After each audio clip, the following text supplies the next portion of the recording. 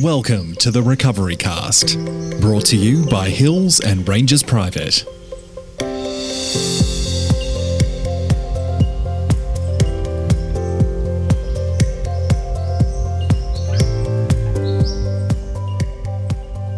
Well, hello.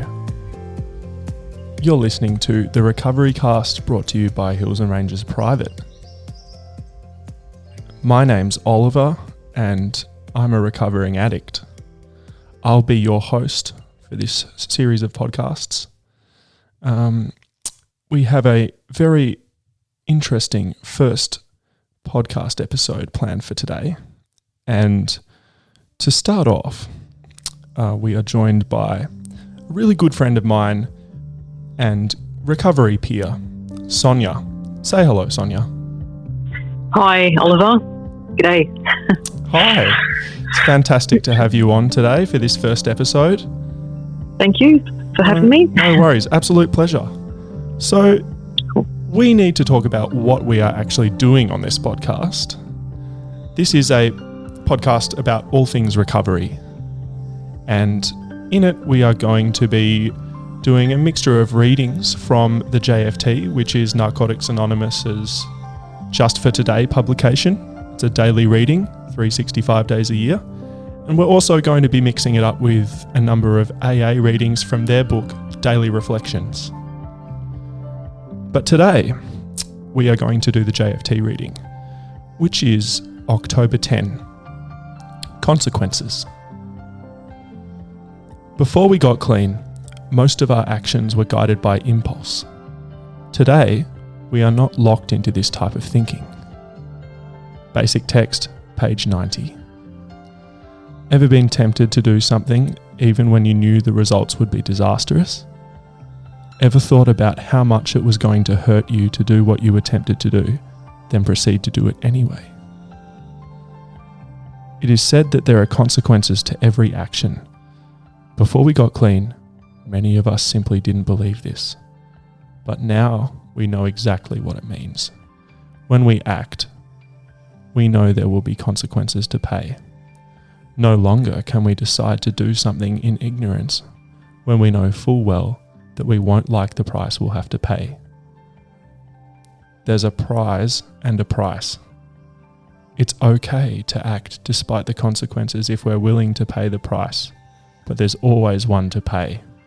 Just for today, I will think about the consequences of my actions before I take them. Wow. So very loaded sort of reading and a lot to think about and talk about today.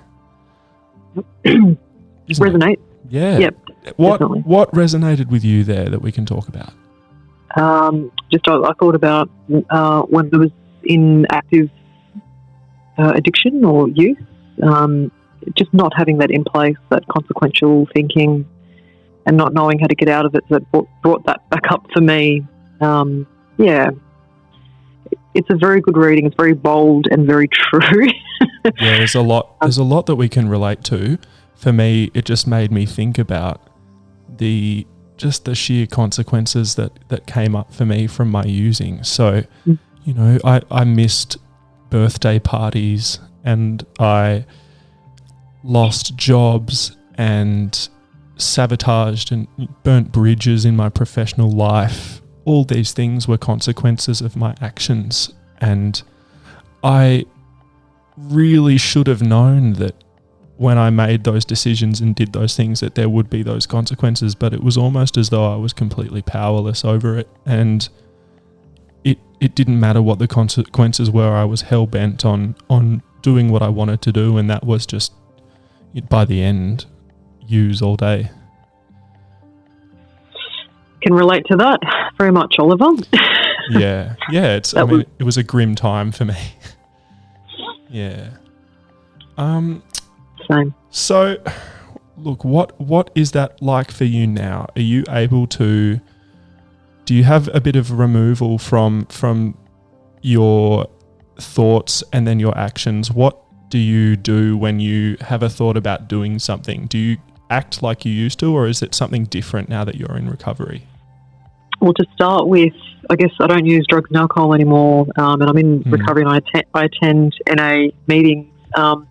There was none of that in place in terms of that consequential thinking that it's talking about there. I was completely powerless, and I felt desperately alone in that process also. But like, back to your question, certainly I can still, with a program today, I can still get into a space of, I guess, not thinking about the consequences at the best of times, but I have definitely slowed down. The program has allowed for that to happen. It's allowed, first of all, I don't use substances anymore to start with, and I'm able to live now through a lens, if you like, where I'm reflecting on myself and reflecting on the impacts I may have on other people. And I just think it's a real beautiful thing. It's a gift that comes with the fellowship with NA, which I wasn't even looking for. The program, it's just really weird, actually. I kind of feel like it sort of found me or something. But yeah, I was desperately looking for a way out at the time and didn't really know how to access that freedom that I'm looking for, which I suppose I blindly thought that drugs and alcohol provided that for me, but I was just killing myself, really. But there was none of that consequential thinking in place. I've had to learn strategies now, how to slow down, I've got to constantly sort of shape up the toolbox and do the daily readings and attend meetings, connect with people. And I think it's a great gift. Recovery is a great gift, and I cherish that today. You know, when you were saying those things, it just made me think about how the consequences of, at least I can say in my perspective, the consequences of my using were that I got to a rock bottom and a reality so unbearable that the consequence of that was that I had to seek treatment. And as a consequence of that, I found NA, and as a consequence of that, I've been able to stay clean and remain in recovery all this time. And cool. when we make the decision to accept help, and in whatever form that may be, whether it be treatment or joining a 12-step fellowship, or there are many facets of what it means to be in recovery for many different people. But the more we start making those decisions and learning to grow in recovery, the consequences change direction. So in this reading, they say there's a prize and a price. So if we pay the price, we have to accept, or we end up having consequences. So perhaps the price is going to rehab, and the consequences are getting clean. The price is going to a meeting, and the prize is perhaps meeting someone who's also in recovery that you end up swapping phone numbers, and when you're having a hard day, you ring them up and talk about it. And that's one way of just changing the way we think about this reading and putting it upside down and on its head and making it one that's positive. And that's something that is generally what I've experienced in recovery, is that no matter how difficult things get in my life, the trajectory is generally upwards. And that, I know, is a similar thing for you, Sonia, because outside of this episode, we actually know each other through the rooms of NA. We've worked together before. Do you want to talk about that now? Yeah, sure. So like as you mentioned, we're friends, and we've played gigs, performed together, which is recorded together. We're both musicians. Actually have a lot of respect for you. I think you're such a talented musician. Stop it. No, really, sincerely. I've learned a lot from you. But we met 3 years ago. 3 years ago, 2017. So, Sonia is a singer, songwriter, guitarist, and multi-instrumentalist. As you are. a brilliant one. I'm a guitar player and musician. That's what I was doing before I got into recovery, and my career took a spectacular dive, and only in this recovery have I been able to find my feet again and begin playing music again. But this is not about me, Sonia. This is about you. Please. So we did meet. We met at the rehearsal for a Narcotics Anonymous convention and began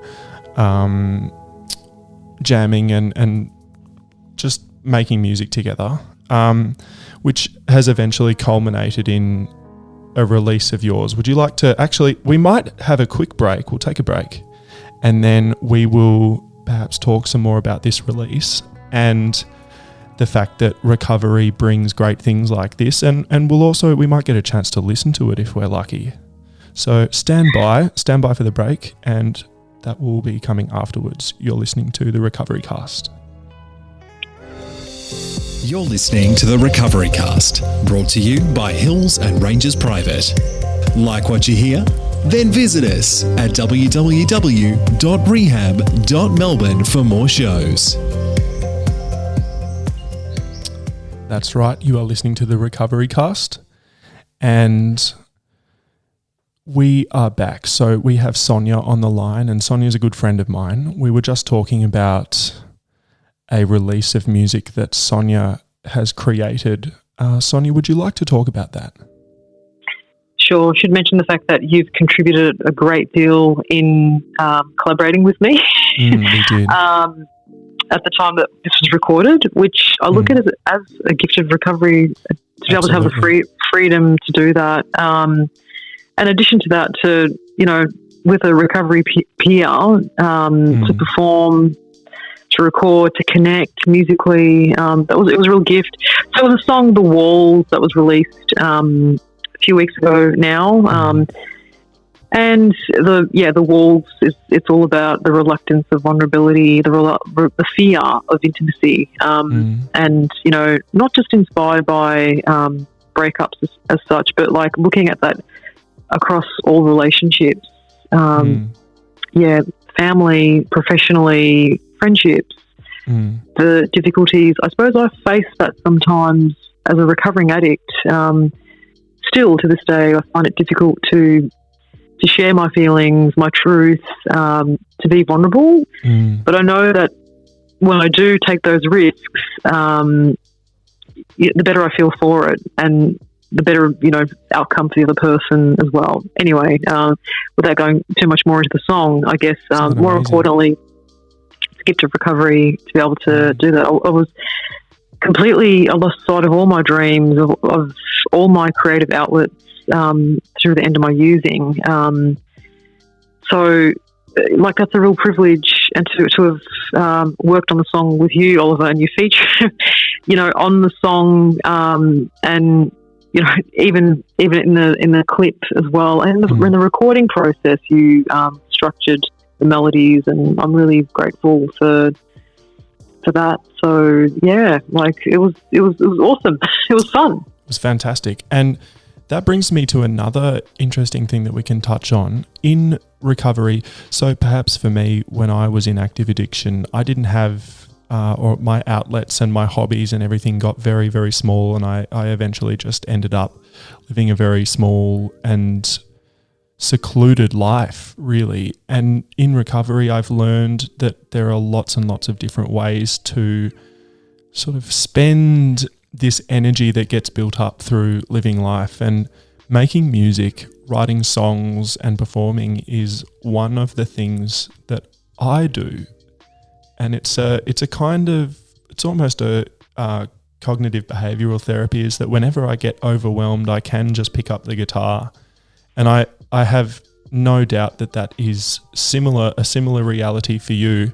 There are many different things that you can do in recovery to get out of yourself and get out of your thoughts and out of your head, and put things down, whether it be calling someone like a sponsor or a friend in the fellowship, someone who's in recovery, journaling, writing gratitude lists, exercising, making music, making healthy food, going for a walk, all these things. And it sounds like to me this was very much something like that for you as well, Sonia. Yep, you've pretty much said it all in a nutshell. Definitely. Yeah, it's all those, among all those things. And what a great gift to be able to think of each day now through that lens, rather than the horror of, previously with what active addiction looked like. Waking up in the morning, it was a complete different outlook, but the way you described all that, it's just freedom, really, freedom. Each one of those things, it is recovery. It defines my recovery, what I enjoy doing. Just having the tools to connect with doing the things that I love, and sharing that with people that I love, So, it's just, I keep saying it's such a gift because it truly is, because, it was such a horror train wreck, active addiction. And, yeah, I said before, I really value and now even more so cherish my recovery, because I also just quickly work in the drug and alcohol sector, and I speak with people daily that are looking for a way out of their use, that either haven't found NA, they haven't found rehab, they're out in the community, all demographics that want to stop. So I speak to them every day. So I don't lose sight of that empathy, and also the gratitude I have today. I question, how did I get this? Why wasn't I a statistic? I certainly used I should have been, could have been. So, I feel We just look. I think it's a very complex thing to talk about, and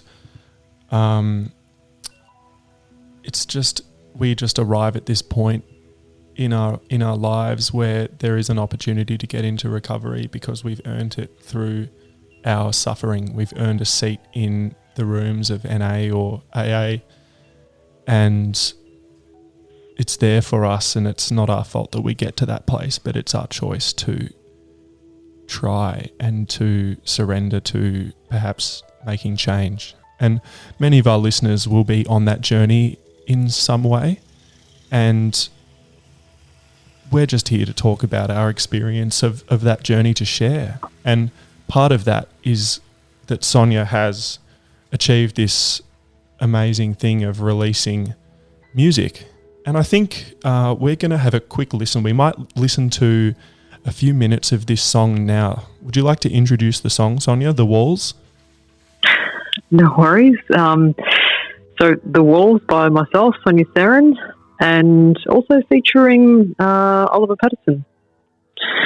Cool. All right. So this is The Walls, everybody.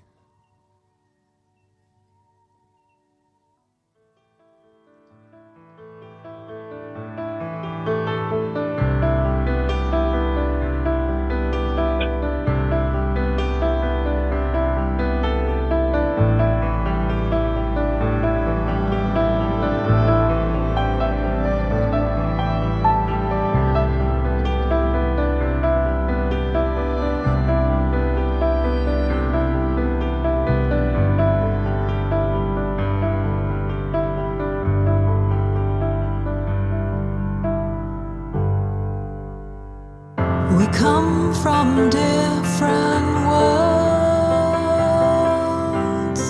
and see different things. Maybe that explains all this intrigue. I barely know you at all. Will we know enough to tear down our walls? I can't erase from my mind the way you move.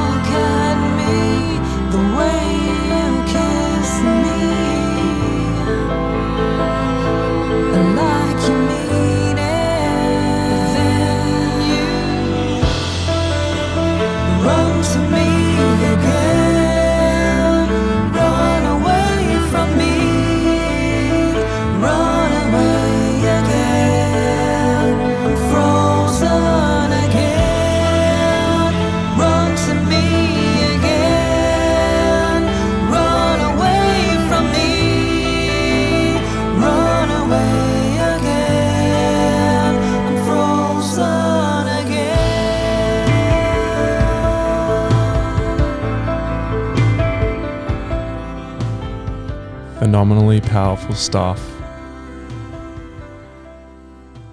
Incredible. So, yeah, that was, I mean, it's just so beautiful to listen to how that just seems to come from a place of deep emotional pain that sometimes we do feel in our lives. And it seems like there is a sort of resolution in the creation of that music. And interestingly, the title of the album is Unresolved, isn't it? Yeah, it is, but it's safe to say that everything's resolved itself to some degree now. I think it's not just a destination, it's actually a journey of resolution. And we all, you know, through getting into recovery, I think it is a conscious step to try to find that resolution. And I felt unresolved. I don't know about you, Sonia, but I felt unresolved my entire life. And when I got into recovery, I began to feel this sense of ease and resolution. And it's not always like that, but I'm learning the tools in my recovery to sort of keep moving forward and grow, and everything just doesn't seem so much of a big deal anymore. Yep. It definitely resonates with me as well, particularly coming into recovery for the first time, feeling a sense of connection, I suppose, for the first time, or relief that I was looking for my whole life, really. So, yeah, so that kind of created a sense of resolve, really, if you like, within, to soothe that void that was there. Yeah. Well, it's been an amazing episode chatting with you, Sonia. I'd just like to ask you if you can do a quick, if there's anything that you would like to say to some of the people listening who may be in early recovery, and in fact, if you could go back in time and say anything to yourself when you were in early recovery, what would it have been? Well, first of all, for any of the listeners, I guess, I mean, I don't want to sound preachy in terms of NA, but like that has been the only thing that has worked for me. And I didn't even know it existed. I'd heard a little bit about AA. So I'd probably to check out a meeting, you know, to see if you may connect with it. Because I think just the rehabs alone, or counselling, or seeing a psychiatrist was not enough for me. I guess I was looking for, I mean, it's a spiritual program, you know, and they talk about a higher power, which to me does not equate to any form of religion. Not that I want to open up that kettle of fish right now, but certainly on the whole scope of things was what I needed, something outside of myself. And I love the fact that it's a we program. I couldn't do it on my own. So I suppose I would say that to the viewer, and probably for myself, you know, had I known that at the time, that I couldn't do it on my own, left to my own devices. So remembering it's a we program, it's a collective experience, it's a collective endeavour, really, to reach out to someone else that's already been there.